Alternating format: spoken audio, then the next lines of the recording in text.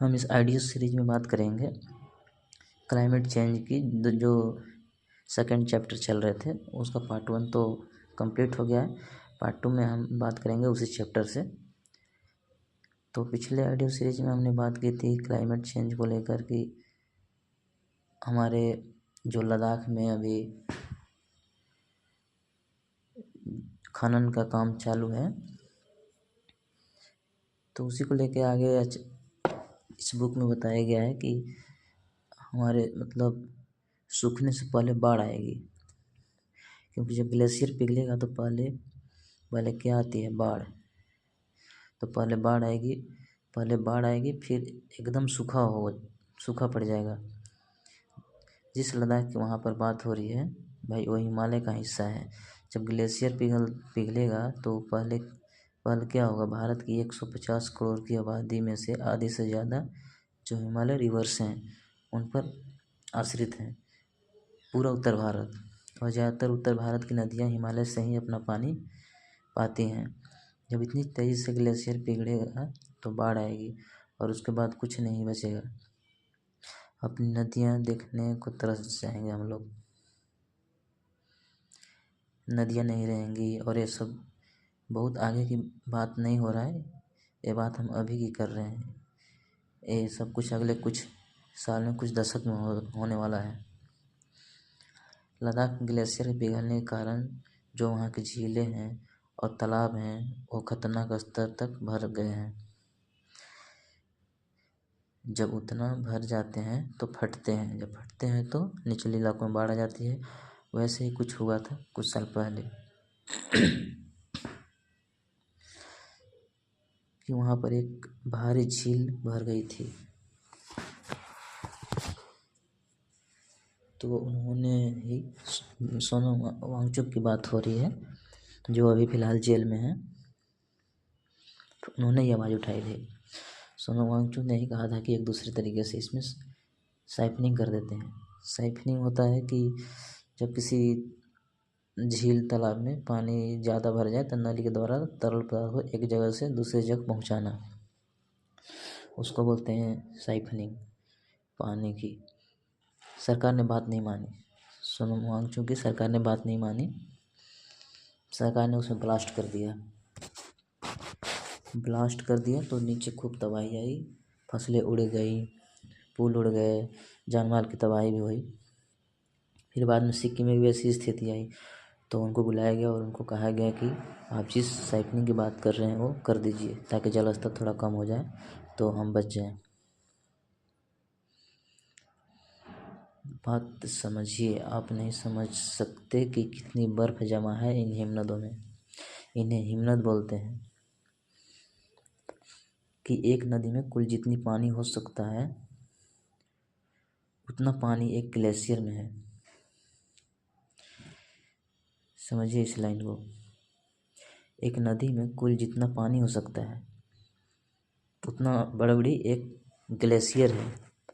Glacier मतलब कि बर्फ़ का चट्टान, उसी को हिमनद बोलते हैं।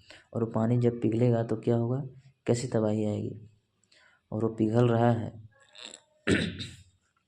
और उसके पिघलने से मैं आपसे पहले ही बता चुका हूँ, एक बहुत गंदा फीडबैक साइकिल शुरू होता है। बर्फ़ का रंग सफ़ेद होता है, बर्फ़ पर जब धूल पड़ती है तो बर्फ़ उससे वापस रिफ्लेक्ट कर देती है।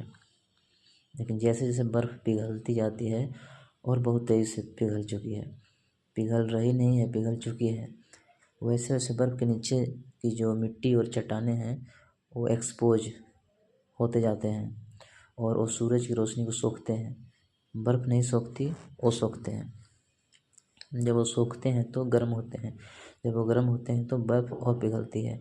जब बर्फ़ और पिघलती है तो रॉक्स, जिसको चट्टान भी बोलते हैं हिंदी में, और ज़्यादा एक्सपोज होती हैं। जब रॉक्स और ज़्यादा एक्सपोज होंगी तो और ज़्यादा सनलाइट, सूर्य की रोशनी सोखेगी। जब और ज़्यादा सनलाइट ऑब्जर्व करेगी तो बर्फ़ और पिघलेगी, तो रॉक्स और ज़्यादा एक्सपोज होंगी। एक ऐसे निगेटिव फीडबैक साइकिल चलता जाता है। और वही जो पानी है जो पिघल रहा है, जब उस पर धूप पड़ती जाती है और तापमान बढ़ता जाता है तो पानी क्या बन जाता है, भाप, वाटर वेपर, H2O और H2O अपने आप में एक ग्रीन हाउस गैस होती है। ग्रीन हाउस गैस कोई सिर्फ कार्बन डाइऑक्साइड थोड़ी होती है। कार्बन डाइऑक्साइड से कहीं ज़्यादा बर्फ ग्रीन हाउस गैस मीथेन है। N2O, H2O ये सब ग्रीन हाउस गैसेज हैं। ओशियंस मतलब समुद्र हमारे कार्बन सिंक्स कार्बन अवशोषक हुआ करते थे, वो अब कार्बन सिंक की जगह कार्बन एमिटर्स उत्सर्जक बन गए हैं। क्योंकि पानी कार्बन डाइऑक्साइड को सोखता है, लेकिन उनका तापमान इतना बढ़ गया है कि अब वो कार्बन एमिटर होते जा रहे हैं। समुद्रों का अम्लीकरण होने वाला है। पानी का जल स्तर, अब ये जो पिघलेगा पानी, जो ये बड़े बड़े ग्लेशियर हैं, ग्लेशियर सिर्फ लद्दाख में ही नहीं है, हम आर्कटिक अंटार्कटिका की भी तो बात करेंगे। वहाँ से जो पिघलता है पानी वो जाता है समुद्रों में, और उससे समुद्रों का जल स्तर बढ़ता जा रहा है, बढ़ता ही जा रहा है। आपको क्या लग रहा है हमारे बम्बई जैसे शहर बचने वाले हैं क्या? जितने हमारे तटीय शहर हैं, चेन्नई, मुंबई, इन सब की जनसंख्या बहुत बहुत खतरे में आ चुकी है। खतरा कहीं से टल नहीं रहा है।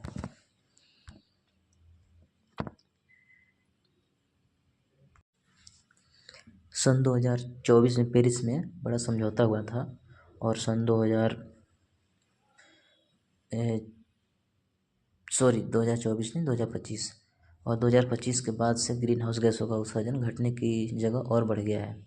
हाँ, जिस गति से पहले बढ़ रहा था उस गति से नहीं बढ़ रहा है, लेकिन कम भी नहीं हो रहा है, और बढ़ ही रहा है।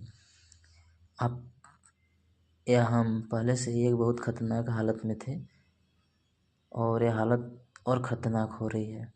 और इसको जो वैज्ञानिक हैं, क्लाइमेट साइंटिस्ट, वो कहते हैं कि हम अपने अंत की तरफ तेज़ी से दौड़ रहे हैं।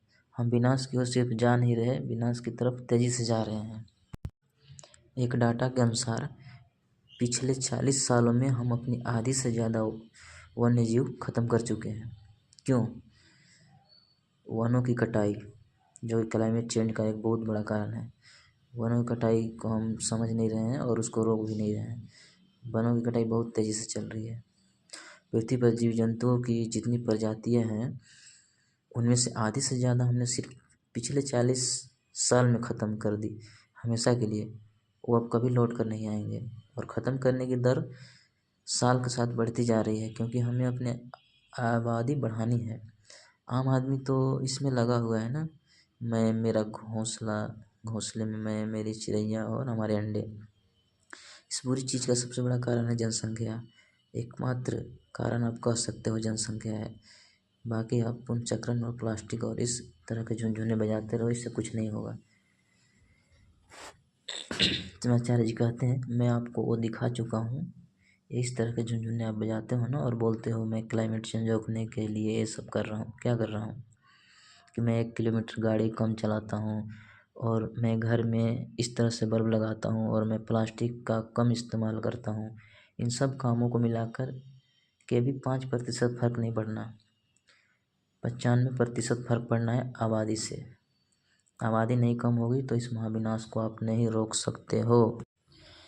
फिर आगे बताते हैं आचार्य जी कि ये जो पूरा हिमालय का क्षेत्र है, दुनिया भर के वैज्ञानिक कह रहे हैं कि एक इकोलॉजिकल डिजास्टर, पारिस्थितिकी आपदा बन चुका है।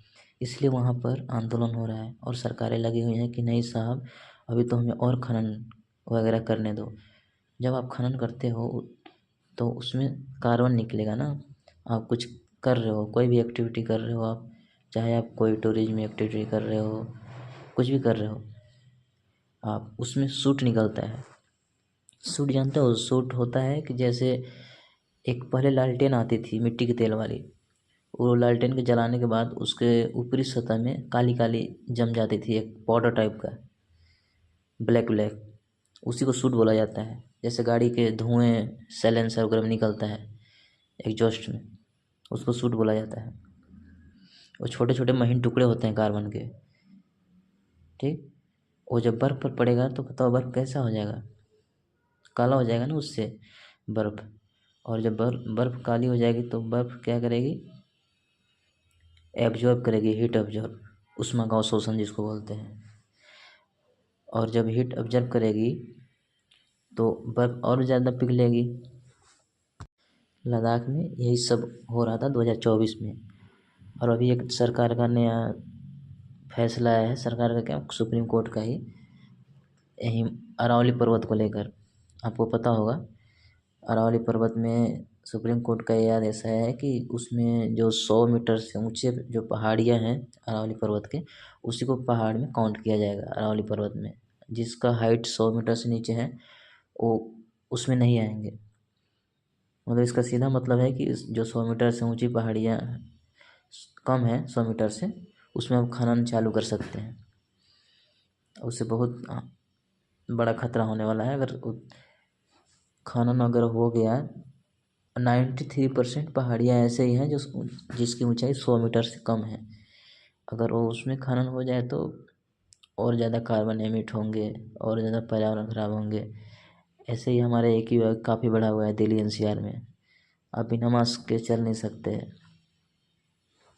ऐसी दिक्कत आ गई है हमारी एनसीआर में या बड़े बड़े सिटी में भी। आगे फिर आचार्य जी कहते हैं कि हम महाविनाश की कगार पर खड़े हैं। लोगों को होश नहीं आ रहा, लोग किस में मगन हैं कि हमें तो जीडीपी चाहिए, क्योंकि विकास माने जीडीपी होता है। इस साल में ही, भविष्य के नहीं वर्तमान की बात है, 2024 की बात हो रही है, इस साल में ही भारत के जीडीपी को 10% की चोट पड़ी है मात्र क्लाइमेट चेंज के कारण। और आगामी वर्षों और दशकों में ये चोट 30 से 40% हो जानी है। अब गिन लो कि कितने ट्रिलियन डॉलर का नुकसान हो गया। जो एक्टिविटी हो रही है इससे और टेम्परेचर बढ़ेगी ही आगे। उत्तर प्रदेश में, बिहार में, राजस्थान में, दिल्ली में, हरियाणा में 55-60 डिग्री में हम लोग जी लेंगे क्या? एयर कंडीशनर भी काम नहीं करेंगे इतने में। वो बताते हैं कि एक बार को कल्पना ही करके देखो तुम्हारे एसी का क्या होगा 60 डिग्री में। एसी पिघल गया होगा। ये जो स्प्लिट एसी होते हैं उनकी जो यूनिट ऊपर रखी होती है ना, जो बाहर से एयर को लेता है, अंदर ठंडा करता है, ऊपर जा कर के देखोगे उसमें धुआं निकल रहा होगा। वो तार वार सब पिघले पड़े होंगे, क्योंकि टेम्परेचर 50 से 60 डिग्री के लिए उसको बनाया ही नहीं गया है ना। और ऊपर जा ही नहीं पाएंगे हम लोग देखने के लिए भी 12-1 बजे।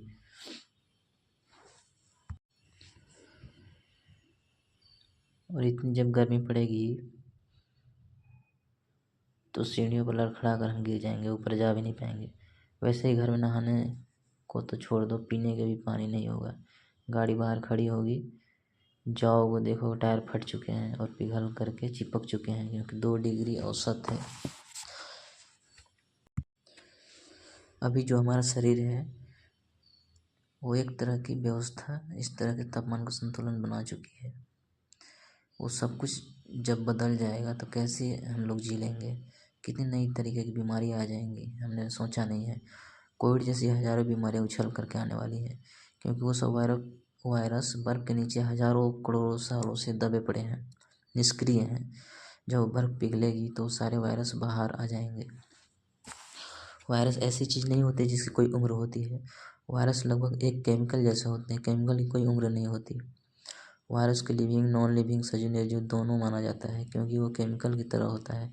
वो करोड़ों सालों तक बर्फ़ के नीचे पड़ा रह सकता है, और जैसे ही बर्फ़ पिघलेगी वो बाहर आ जाएगा।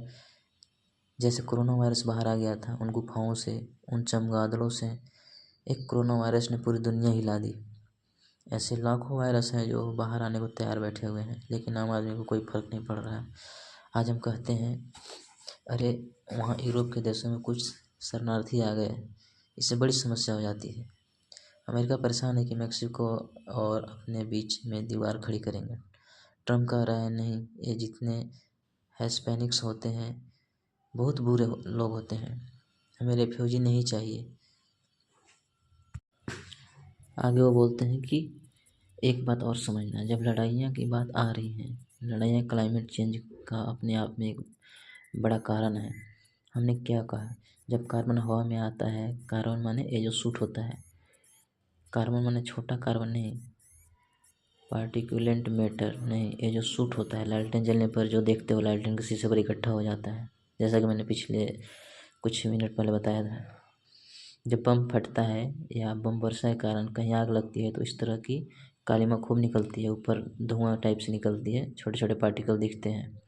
वो कालीमा क्या करती है वातावरण में, हीट को और ट्रैप करती है। इसके अलावा कार्बन डाइऑक्साइड रिलीज होती है, वो अपने आप में ग्रीन हाउस गैस है। तो युद्ध अपने आप में क्लाइमेट चेंज को कंट्रीब्यूट योगदान करता है, और क्लाइमेट चेंज के कारण युद्ध जबरदस्त तरीके से न छिड़े ये हो नहीं सकता। कुछ विशेषज्ञों का कहना है कि बहुत संभव है कि अगले विश्व युद्ध का कारण क्लाइमेट चेंज ही हो, और अगला विश्व युद्ध बहुत दूर न हो, बस कुछ सालों या कुछ दशकों की दूरी पर खड़ा हो। कहते भी है ना कि साहब ज़मीन पीछे छूट गई है और आयल भी पीछे छूट गया। अगला विश्व युद्ध पानी के लिए होगा, पहले दोनों विश्व युद्ध हुए थे कॉलोनीज के लिए, ज़मीन चाहिए कॉलोनीज। फिर अभी अतीत की जो बड़ी लड़ाइयाँ हैं पिछले 50 साल की, वो ज़्यादातर हुई हैं तेल के लिए। आने वाली लड़ाई होंगी सिर्फ और सिर्फ पानी के लिए। पानी के लिए हम प्यासे मरने वाले हैं, और ये हम तब बात कर रहे हैं जब हम इस धरती की सबसे सबल प्रजाति हैं। नन्ही गौरैया का सोचो, वो छोटी चिड़िया के बारे में सोचो, उसका क्या होगा, पेड़ नहीं और तापमान 55-60, उसका क्या होने वाला है। एक बार हम लोग को सोचना चाहिए उसका दर्द के बारे में। पक्षियों का दर्द सोचो, पेड़ सारे काट दिए और तापमान कर दिया 55-60, क्या होगा उनका। और जब हम बात कर रहे थे ना कि प्रजातियां विलुप्त हुई हैं, उनमें सबसे ज़्यादा जो प्रजातियां विलुप्त हुई हैं वो फ्रेश वाटर इकोलॉजी, ताज़े पानी के पारिस्थितिकी हैं। अपने बच्चों को हम कौन सी दुनिया दे रहे हैं, वो हमें कोसेंगे कि हमें पैदा क्यों किया भून भून कर मारने के लिए। इसके बहुत और आयाम हैं, मैं सब तो अभी एकदम स्मृति से आपको नहीं बता सकता हूँ, पर मानव गतिविधियाँ का कोई क्षेत्र ऐसा नहीं है जो क्लाइमेट चोट न झेलने वाला हो। आप बताओ, ये बेचारे जो दिहाड़ी मजदूर होते हैं, इनका क्या होगा। दिहाड़ी मजदूर की बात कर रहे हैं जो दिन में ऐसे दिन वाइज काम करते हैं, शाम को मजदूरी लेते हैं, बाहर का काम हो गया, धूप का काम, ये कैसे दिन में काम करेंगे। और कंस्ट्रक्शन एक्टिविटी तो सब दिन में ही होती है, वो भी खुले में, बाहर धूप में। किस तरह की गर्म हवाएं चलेंगी, लू कैसी हो जाएंगी। हम लोग कुछ समझ रहे हैं कि नहीं। और वो आगे फिर हिमालय की बात करते हैं कि हिमालय भी बहुत कच्चा है। उस हिमालय का क्या होगा क्लाइमेट चेंज के साथ, आप सोच लो। और आप जा कर के देखो तो हिमालय में किस तरीके से पेड़ काटे गए हैं और वन संपदा बर्बाद करी गई है, और वहाँ से जो कुछ भी लूटा जा सकता था लूटा गया है। हम यहाँ बैठे हुए हैं मैदानों पर, हमें उतना अंतर नहीं पड़ता है, पर जो लोग वहाँ के वासी हैं वो तो बिलख रहे हैं ना। जोशीमठ के भी बारे में बताते हैं। हिमालय वो दीवार है जिससे टकरा करके मानसूनी हवाएं बारिश बनती हैं। इसीलिए सबसे ज़्यादा बारिश उत्तर भारत में कहाँ होती है, पर्वतों में, क्योंकि हिमालय ही वो दीवार है। बंगाल की तरफ से मानसून की हवाएं आती हैं और वही हिमालय की दीवार से टकराती हैं तो बारिश होती है पूरे उत्तर भारत में। फिर उस दीवार पर ही सूखा पड़ने वाला है, तो बाकी भारत का क्या होगा सोचो। उत्तर प्रदेश का क्या होगा, बिहार का क्या होगा, हरियाणा का क्या होगा, राजस्थान में वैसे ही कुछ नहीं होता है, पंजाब का क्या होगा सोच लो। हिमालय पर सूखा अकल्पनीय बात वो होने जा रहा है। फिर आगे आचार्य जी बताते हैं फूलों का पोलिनेशन के बारे में। ये आप जानते हो इन सब के पास एसी नहीं है। पेड़ पौधों के पास उनका पोलिनेशन ही खत्म हो जाना है। बहुत वजहों से पोलन स्क्रीन परागकण कम प्रोड्यूस होंगे, और जो एजेंट हैं वाहक पोलिनेशन का, जब वही नहीं बचेगा तो पोलिनेशन कहाँ से होगा। पोलिनेशन के लिए क्या चाहिए होता है, वो कीड़ा भौरा, जब वही नहीं बचा है तो पोलिनेशन कहाँ से होगा। पोलिनेशन नहीं होगा तो तुरंत प्रजाति समाप्त हो जाएगी। लेकिन हमारे पास बहुत सारे मनोरंजक झुनझुने हैं, हम टीवी में मुँह डाले हुए हैं, सोशल मीडिया में मुँह डाले हुए हैं, और जो मुद्दा ऐसा है कि महाविनाश की इतिहास में कभी ऐसी नहीं चीज़ हुई, उससे हम बेखबर हैं, बिल्कुल सो रहे हैं। अगर कुछ मुट्ठी भर इंसान बच गए तो हमारी पीढ़ी से पूछेंगे कि तुम कितने बेवकूफ़ लोग थे, तुम राजनीतिक में घुसे थे, तुम में घुसे हुए थे, तुम ये समुदाय उस समुदाय में घुसे हुए थे, तुम खेल कॉमेडी मनोरंजन इसमें घुसे हुए थे। तुम इसमें गुस्से हुए थे कि अभी और किस तरीके से हम बड़ी से बड़ी इमारत बनाएं। जब प्रलय आ रही थी तुम ये सब मूर्खताएं कर रहे थे। हमारे नई पीढ़ी हमसे सवाल करेगी ये चीज़ कि हम जात पात धर्म में लगे हुए थे और ये विनाश प्रलय हो रहा था, किसी को दिखाई नहीं दिया, कोई आवाज़ नहीं उठाया। हमने बहुत सारे आयामों में बात करी कि यहाँ कितना नुकसान है, यहाँ कितना नुकसान है। अलग अलग क्षेत्रों में जो कंप्लीट थ्योरी होती है स्ट्रेटजी में, वो मालूम है क्या बोलती है? वो बोलती है ये सब आप अलग अलग देख रहे हो, लेकिन जब ये सब एक साथ होते हैं तो ये मल्टीप्लाई कर जाते हैं। क्लाइमेट चेंज सीधा सीधा कंजप्शन पे बेस्ड है कि consumption is proportional to emission. जितना हम कंजप्शन करेंगे उतना ज़्यादा कार्बन एमिशन होगा। हमें कंजप्शन को कम करना पड़ेगा, ये आचार्य जी बोल रहे हैं। पर कैपिटा कंजप्शन प्रति व्यक्ति उपभोग तो बढ़ना ही है, क्योंकि पृथ्वी पर बहुत अभी गरीब लोग हैं, उनका तो पर कैपिटा बढ़ना ज़रूरी है। वो तो बेचारे भूखे मर रहे हैं, उनको तो और कंजप्शन चाहिए, उनको घर चाहिए, बेघर लोग हैं, सड़कों पर सो रहे हैं, वो पर कैपिटा कंजप्शन बढ़ेगा। और अभी टोटल जितना है उसके लिए कई पृथ्वियाँ चाहिए। पर कैपिटा कंजप्शन बढ़ेगा तो टोटल एमिशन मतलब कुल उत्सर्जन का क्या होगा? अभी तो कुछ 5-10% लोग हैं जो अपने ज़रूरत से ज़्यादा एमिशन कर रहे हैं, और जो गरीब लोग हैं वो अपने ज़रूरत के लिए भी नहीं कर पा रहे हैं। वो तो कुछ कर ही नहीं रहे हैं एमिशन उनके तुलना में, जो 5-10% लोग हैं विश्व के। कार्बन एमिशन को रोकने का एक ही तरीका है और क्लाइमेट चेंज करने का कि पॉपुलेशन कम करना पड़ेगा हमें, उसके अलावा कोई तरीका नहीं है। आचार्य जी क्लियर बता रहे हैं। ये हमें नहीं बात समझ आ रही है और किसी सरकार में दम नहीं कि ये बात खुलकर बोले कि जनसंख्या को रोकने के अलावा कोई तरीका नहीं है महाप्रलय से बचने का। हम पूरी पृथ्वी को खा चुके हैं। आगे बताते हैं कि एक दिन कहलाता है अर्थ ओवरशूट डे, कि पूरे साल का एक वो दिन जब तक आते आते हम पृथ्वी की उस साल की जितनी रिसोर्सेज थी वो सब हम ख़त्म कर चुके होते हैं। तो उसमें कहा जाता है कि अभी पृथ्वी का जो कंजप्शन है ऐसा है कि संसाधनों की समाप्ति का वो दिन सितंबर अक्टूबर में आ जाता है, अगस्त में जब किया जाता है, और वो बढ़ता ही जा रहा है। मतलब कि पहले से साल भर का बजट दे रखा है पृथ्वी ने कि साहब इतना दिया, इसको 21 दिसंबर तक खाना, 31 दिसंबर तक मतलब लास्ट तक पूरे एक साल का। लेकिन हम क्या कर रहे हैं कि जितनी 31 दिसंबर तक खाना है इंसान को, उसको अगस्त में ही खाकर ख़त्म कर दे रहा है।